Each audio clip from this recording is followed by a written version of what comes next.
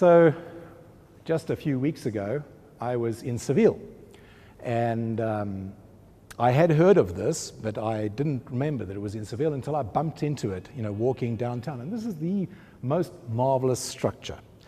So again, it's an architect who was behind it.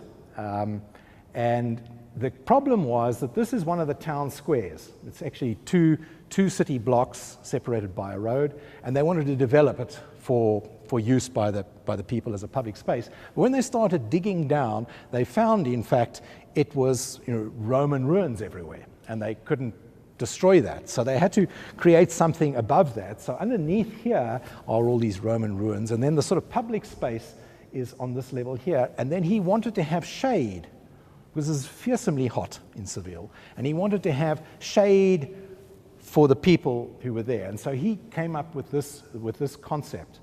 And the local people call it mushrooms. They call it the ceps, okay, sort of a bunch of mushrooms. But in fact, he said that he was inspired by trees, and he actually specifically mentioned ficus trees, fig trees, which were in one of the local parks. I don't think so. I think that, what this reminds me of, but anyway, what's fascinating about this is, again, copying some of the way that nature organizes itself in order to create a engineering structure. And I just love this.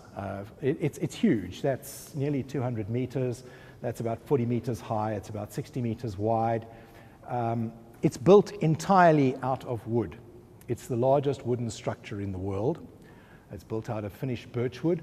And what really first attracted me to this is because it works on exactly the same engineering wood principles as my home in Wackerstrom was built on exactly the same principles. So now if my wife were here, she would immediately comment, there's a lot of other similarities with my home in Wackerstrom. There's not a straight angle in the place, okay? It took much longer to complete than was promised, and it ran over budget. But I think it's just marvelous, okay? And this is, so you can walk around, you can take a lift up there and you can walk around on this undulating surface on the top.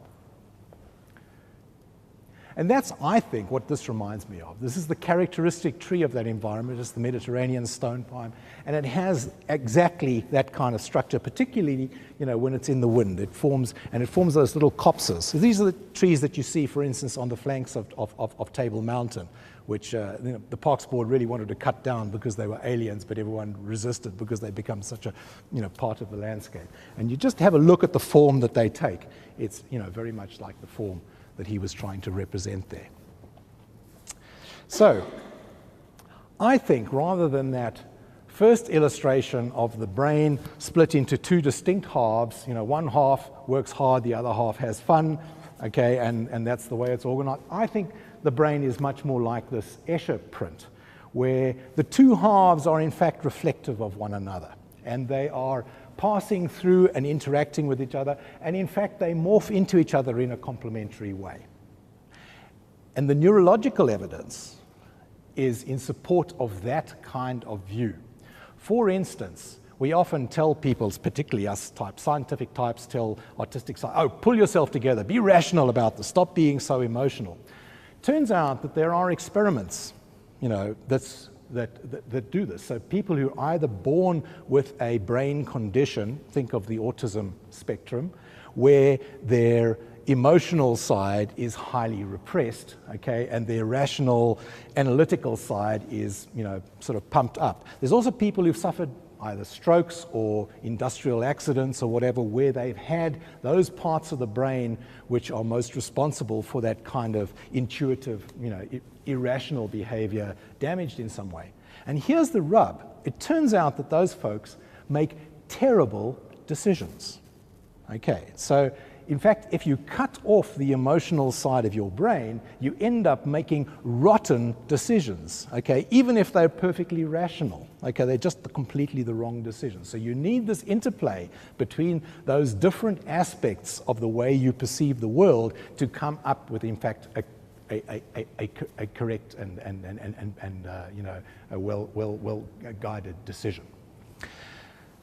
And I wonder, this is a panel about 6 meters long from this cave in the Metopos, which is certainly the finest rock art I have ever seen. It might have been that there were, rock art in South Africa which was comparable to this, but over the years it's weathered and been vandalized and whatnot. This is in a very isolated place in a superb protected location, and there's this absolutely stunning panel. That is, as I say, half the size, well, certainly the size of this half of this room. And the cave it's in is actually shaped very much like this. It's a big dome-shaped cave with just amazing detail in here. And so what this causes me to think is whether this very sharp distinction that we draw between a scientific way of viewing things and an artistic way of viewing things is not, firstly, possibly just the product of modernity.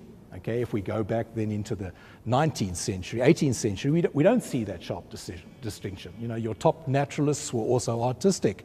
When you got a degree from Cambridge, until quite recently, it was always a BA. There was only one body of knowledge. That was the BA, okay? It's only later that we started saying, no, we've separated this out.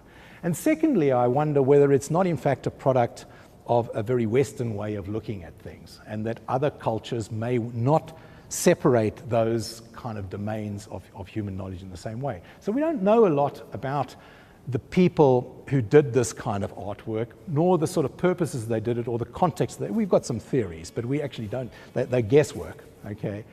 And I wonder whether they would even have found that question meaningful. Did they make that sharp distinction from, for instance, knowledge of nature and the depiction of knowledge? I'm pretty sure that they didn't. I think that they had a much more holistic way of thinking about things. And I think that is in fact a truer representation of the reality, of the complexity of the human experience, that we're not in these closed boxes. We all have a degree of interaction between those modes of thought.